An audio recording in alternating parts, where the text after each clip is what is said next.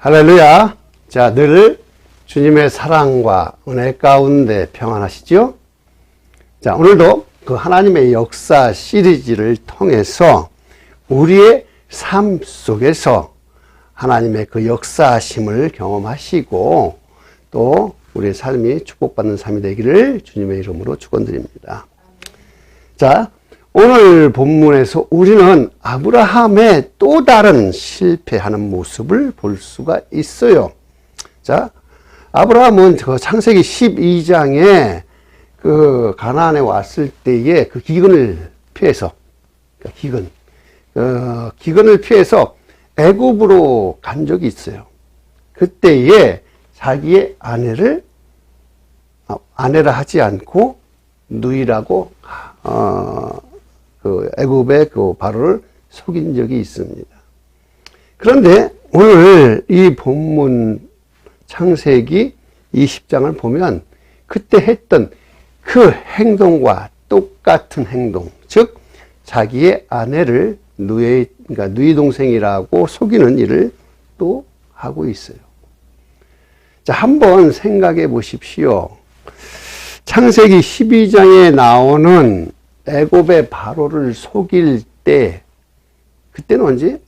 이제 막 가나안 땅에 들어와서 얼마 되지 않았기 때문에 아브라함이 하나님을 믿은 지도 얼마 되지 않고 믿음의 상태가 온전치 않아서 그랬다라고 우리가 칩시다. 하지만 지금 창세기 20장은 벌써 가나안 땅에 들어온 지도 20년이 지났어요. 즉 하나님과 동행하면서 산 지가 20년이 지났고, 또한 그동안 수많은 사건 가운데서 그 하나님의 역사를 누구보다도 많이 경험했던 사람이 누구예요? 아브라함이잖아요.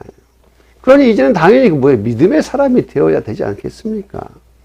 그런데 지금 이 본문은 뭐예요? 이 안에서 아브라함의 믿음을 볼 수가 없어요. 왜 아브라함이 이런 행동을 하게 되었을까? 그래서 저는 이런 의문이 들지 않겠어요?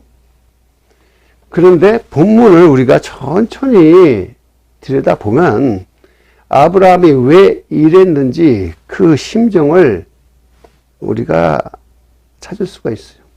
자, 그래서 오늘 우리는 이 믿음의 조상이라고 하는 아브라함이 왜 또 다른 이러한 실패를 하게 되었는지, 그러면서 우리는 이것을 통해서 아브라함의 그 실패를 갖다가 하나님이 뭐라고 책망하시지 않고 또 왜 하나님은 은혜를 주신다라는 걸 볼 수가 있습니다. 그래서 오늘 제목이 뭐예요? 거듭된 실패해도 하나님의 은혜는 있다라는 것입니다. 우리가 하나님 앞에 성공할 때마다 은혜를 주시는 게 아니라 우리가 삶 가운데서 매일매일 실패하고 실수해도 하나님의 은혜는 계속해서 우리에게 있다라는 것입니다. 그래서 오늘은 이 아브라함의 그 실패를 통해서 은혜를 베푸시는 하나님의 그 역사, 그것이 무엇인지 함께 찾아가면서 큰 은혜 받는 시간 되기를 주님의 이름으로 축원드립니다. 자, 그러면 아브라함의 그 실패의 원인은 무엇일까요? 첫 번째 뭐예요? 두려움으로 인해서. 자, 성경 본문을 보면 그런데 이곳에서는 하나님을 두려워함이 없으니 내 아내로 말미암아 사람들이 나를 죽일까 생각하였으며. 자, 아브라함의 실패의 원인 첫 번째는 뭐예요? 두려움이죠. 자, 두려움을 보면 아브라함은 자신의 아내를 빼앗기 위해서 사람들이 자신을 죽일까 하는 그 두려움. 근데 그 두려워하는 대상이 하나님을 두려워하지 않는 이곳의 사람들이라고 생각했기 때문이에요. 즉, 다시 말하면 하나님을 믿는 사람들은 자신을 죽이지 않겠지만 하나님을 모르고 하나님을 믿지 않는 세상 사람들은 자신을 죽일 거라고 하는 두려움이었다라는 것입니다. 자, 근데 이 말에는 아주 중요한, 잘못이 있는데 그게 뭐냐? 아브라함은 하나님을 두려워하는 믿는 사람들은 하나님이 자신을 보호해 줄 거라고 하는 그 믿음은 있어요. 근데 하나님을 믿지 않고 하나님을 두려워하지 않는 세상 사람들로부터는 하나님이 자기를 보호해 주지 않을 거라고 또 이렇게 믿고 있다라는 거예요. 이상하죠? 왜 하나님이 믿는 사람에게서만 보호해 주고 믿지 않는 사람한테는 보호해 주지 않을까요? 하나님은 아주 이상하게 지금 만들고 있어요. 하나님의 그 진정한 하나님은 믿든 안 믿든 상관없이 하나님의 자녀를 보호해 주지만 아브라함의 이때 생각이 뭐냐? 하나님은 예를 들어서 믿는 사람들이 모인 곳 어디? 교회나 그런 곳에서는 나를 충분히 하나님 보호해 주지만 내가 세상 속에 들어갔을 때에 믿지 않는 사람들 틈에 있을 때는 내가 하나님을 드러내는 것이 두려워. 왜? 그 사람들이 나를 어떻게 할까봐 죽이려고 하는 게 아니라 어떻게 예를 들어서 뒤에 요구하고 막 하고 그렇고 두려우니까. 그러니까 무서운 마음이 들어요. 교회 안에서는 열심히 하나님을 찬양하고 하지만 세상에 딱 나가면 믿는 척을 못해. 욕먹을까봐. 아니 어찌 하나님께서 믿는 사람 안 믿는 사람을 구별해가지고 믿는 사람들로부터는 구해주고 믿지 않는 사람들로부터는 안 구해줄까요? 뭔가 잘못됐죠? 제가 보기에는 이 아브라함이 지금 그 두려움 때문에 제정신이 아니에요. 두려움으로 가득 차면 그저 믿음은 그저 온데간데 없이 싹 사라져 버립니다. 자, 믿음이라고 하는 것은 두려움과 함께 공존할 수가 없어요. 즉 두려움은 믿음의 반대입니다. 저는 이것을 이렇게 생각해요. 그것은 뭐냐? 두려움은 믿음의 다른 쪽, 즉 동전이라고 얘기하면 동전의 양면이 있죠. 앞에가 예를 들어서 믿음이라 하면 반대쪽은 뭐예요? 두려움이라고 하는 거죠. 근데 만약 동전이 앞에 믿음이라고 하면 두려움은 감춰지는 것이고 만약에 두려움이라는 것이 나오면 믿음은 감춰져 버리는 것입니다. 아멘. 자, 믿음은 하나님께서 우리의 삶의 모든 곳에서 반드시 우리를 위해 일하신다라는 것을 믿는 것입니다. 하지만 반면에 두려움은 하나님을 믿지 못하니까 하나님께서 나를 위해서 일하신다는 것, 나를 구해주신다는 것도 못 믿는 것입니다. 그러니 언제든 내가 피해를 당할 수밖에 없다는 생각으로 불안해지는 것이에요. 예수, 하나님을 믿으면서도 어떠한 위험과 어려움 속에서 내가 고난 당할 수도 있고 힘든 피해를 당할 수도 있다라고 있는 생각이 두려움 안에 있다라는 것입니다. 이러한 두려움은 보통 두 가지로 나눌 수가 있는데 첫째는 알지 못하는 그 미래. 우리가 미래를 알 수가 없으니까. 그래서 거기서 와서 오는 그 불확실성. 어떻게 될지 모르니까 오는 두려움이 있고요. 이것은 매일매일 하루하루 먹고 사는 그 자체에서도 두려워요. 당장 내일 일감이 없으면 어떻게 할까? 내가 당장 내일부터 비즈니스가 잘 안 되면 어떻게 할까? 그런 두려움입니다. 그래서 이러한 두려움에 있는 사람들은 늘 삶 자체가 두려워요. 내 비즈니스가 어떻게 될지, 내가 가지고 있는 돈이 언제 없어질지, 내 자녀들이 언제 무슨 일을 당하게 될지, 이 험악한 세상에서 믿을 수 있는 게 없어요. 교회를 다녀도 하나님을 믿지 못해. 왜? 두려우니까. 언제든 나에게 질병은 올 수가 있어요. 나도 모르게 내일 우리 병원에 갔는데 암이라고 진단 받을 수도 있습니다. 그러한 두려움이 우리가 믿음과 정반대. 즉 그러한 두려움이 있으면 아무리 내가 믿음으로 이렇게 살려고 해도 내 믿음은 온데간데 없어지는 것입니다. 그렇게 되면 그러한 두려움 속에서 우리는 두려움의 노예로 살아갈 수밖에 없어요. 자, 그러면 두려움의 두 번째는 뭘까요? 마땅히 두려워야 할 분을 두려워하는 것. 아멘? 자, 이것은 믿지 않는 자들에게는 하나님의 심판과 영원한 죽음이 있다는 것을 모르니까 두려워하지 않지만, 믿는 자들에게는 하나님을, 진짜 하나님이 두려운 분이시기 때문에 하나님을 경외하는 것입니다. 자, 히브리서 12장 28절을 보면요. 그러므로 우리가 흔들리지 않는 나라를 받았은즉 은혜를 받자 이로 말미암아 경건함과 두려움으로 하나님을 기쁘시게 섬길지라. 아멘. 아멘. 자, 하나님을 두려워한다는 것은 하나님을 존중하고 하나님께 순종하며 하나님의 그 징계에도 굴복하고 하나님을 경외함으로써 예배하는 것을 말하는 것입니다. 자, 아브라함의 실패의 원인은 무엇이에요? 두려움 때문이었다라는 것이죠. 첫 번째가. 자, 그러면 두 번째, 아브라함의 실패의 원인 두 번째는 무엇일까? 인간적인 방법으로 해결하려고 했기 때문에 그래요.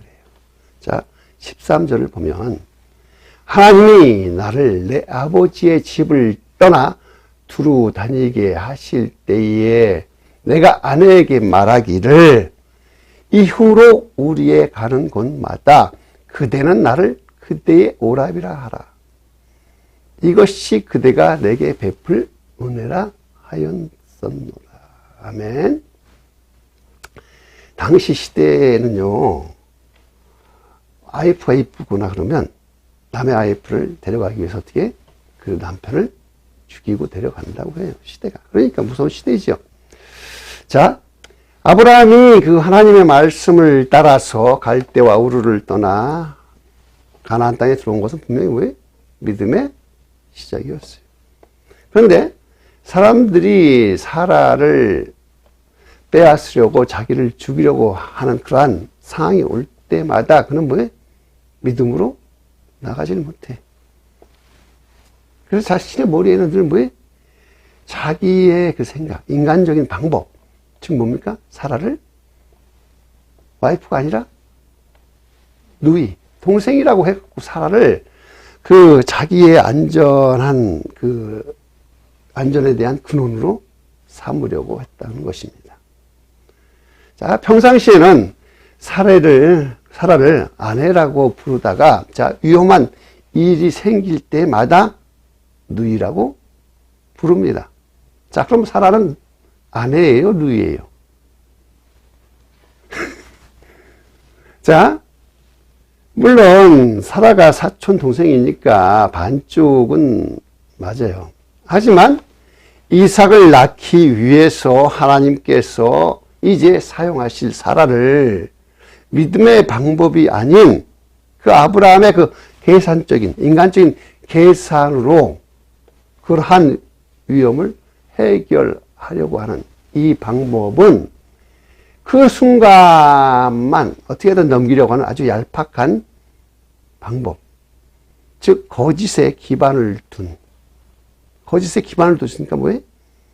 죄와 타협하는 것이라는 것이죠.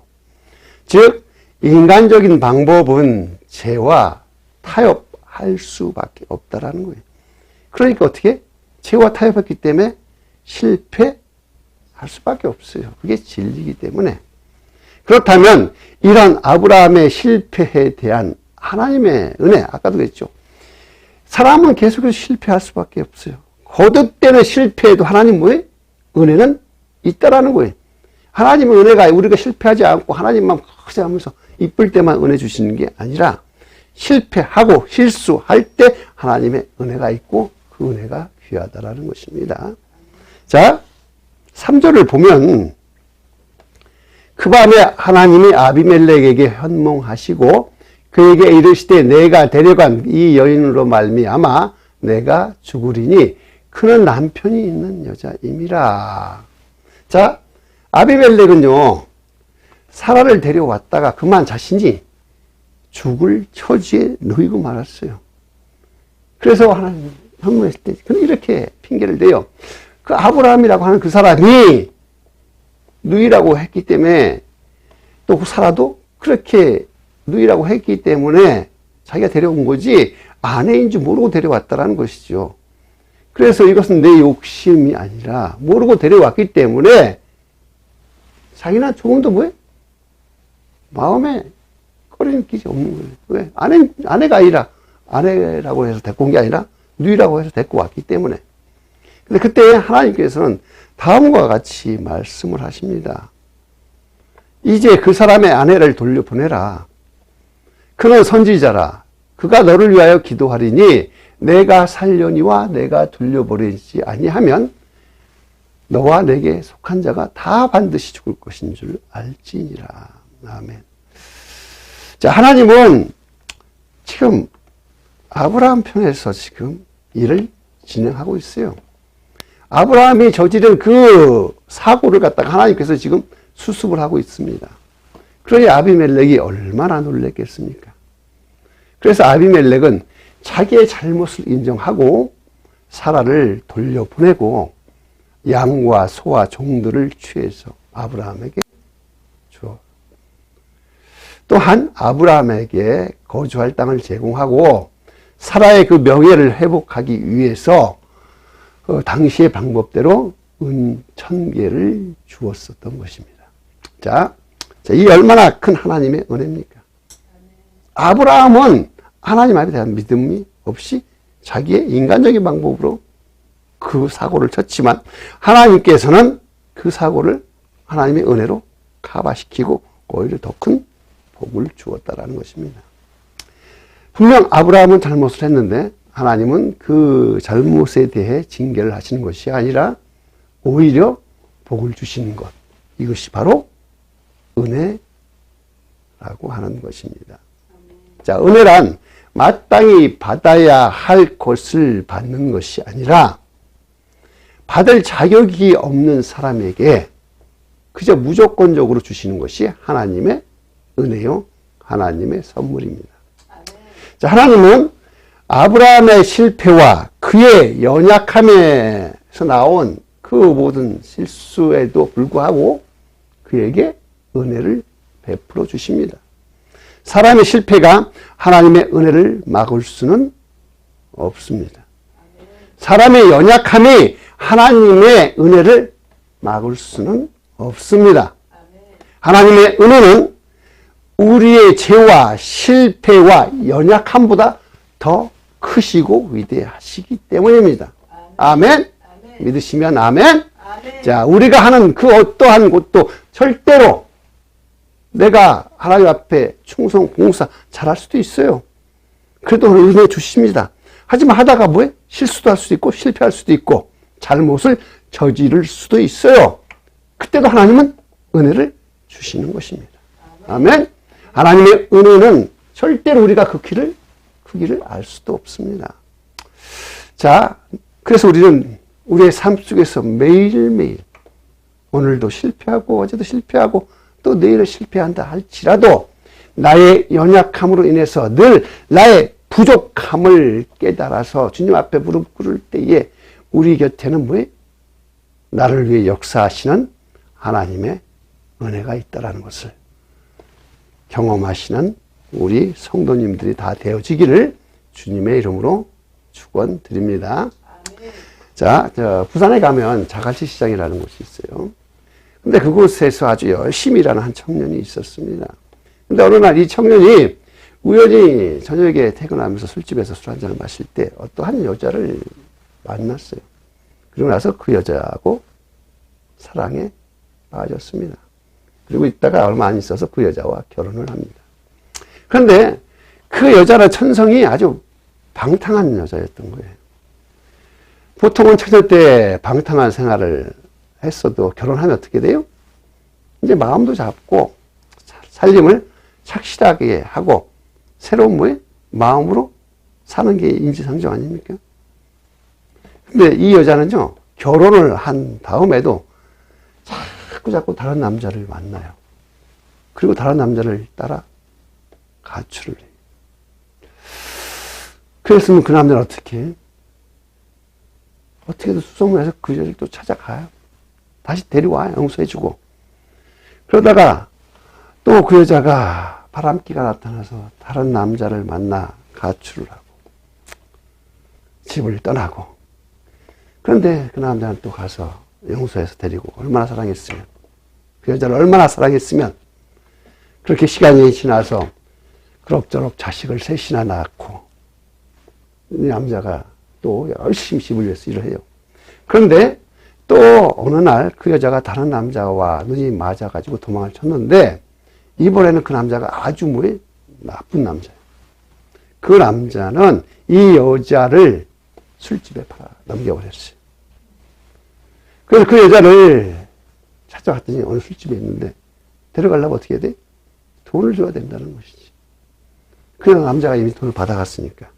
그래서 그 남자는 그동안 모았던 돈을 가지고 가서 그 여자의 몸값을 주고 데려와서 다시 데리고 살아요.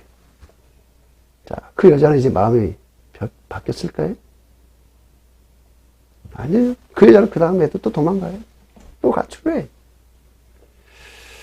정말로 그 남자 마음속은 때려주기도 시원치 않은 그 여자를 끝까지 사랑하는 그 남자, 이 땅에서는 볼 수가 없어요.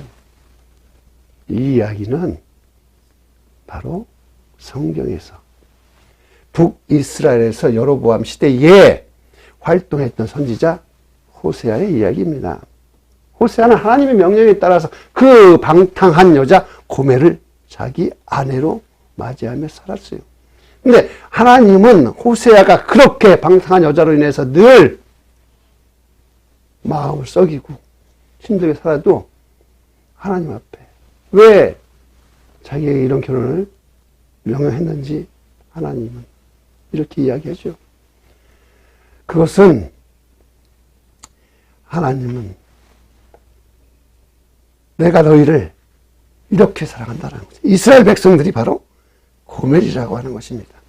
하나님은 이스라엘 백성들이 계속해서 죄를 짓고 죄를 져도 하나님 그들을 내버리지 않아요.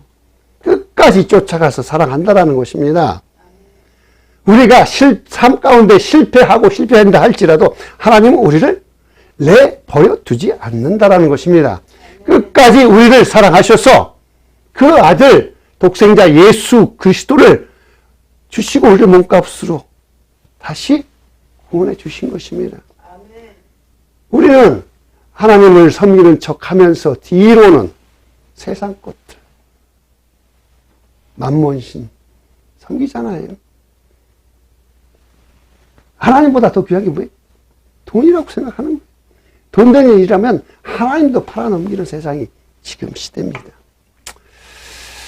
자, 이제 말씀을 정리해 봐요. 우리는 하나님의 은혜를 받고 살고 있어요. 인정하십니까?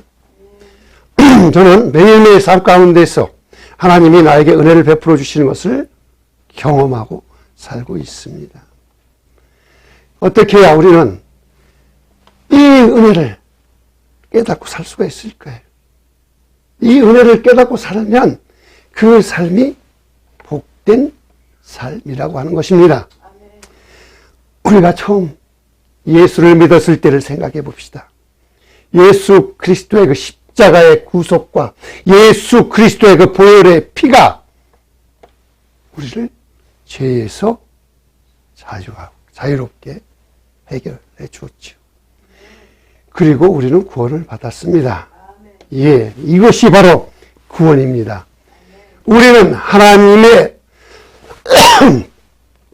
그 자비와 은혜를 이미 받았어요. 그러나 매일매일 삶 가운데서 우리는 은혜를 잊어버리고 살고 있어요. 왜?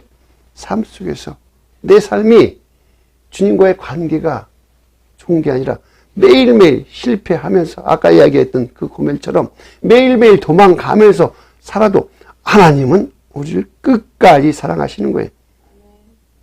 은혜가 회복되어지기를 바랍니다.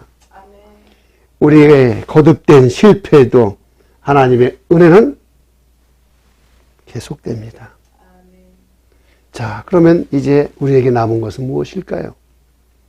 그것은 이제 내 구주 되시는 예수님과 동행하면서 우리가 살아가는 그 순간순간 언제 어디서 누구와 무엇을 하든지 나의 모든 행사를 그분께 맡기고 내 삶 자체 주님 앞에 맡길 때에 내 삶은 은혜 가운데 들어가게 되는 것을 믿기를 축원드립니다. 자, 시편 103편 2절에 내 영혼아 여호와를 송축하며 그 모든 은혜를 잊지 말지어다. 내가 주님을 찬양하며 주님과 함께 살아갈 때에 내 삶은 은혜 가운데 살아가게 될 것이며 예수님처럼 생각하고 예수님처럼 말하고 예수님처럼 행동하며 살게 될 것입니다. 자, 바라크의 복을 기억하시며 오늘도 우리가 주님 앞에 무릎 꿇고 경배할 때에 우린 하나님의 그 바라크의 복을 받게 되는 것입니다.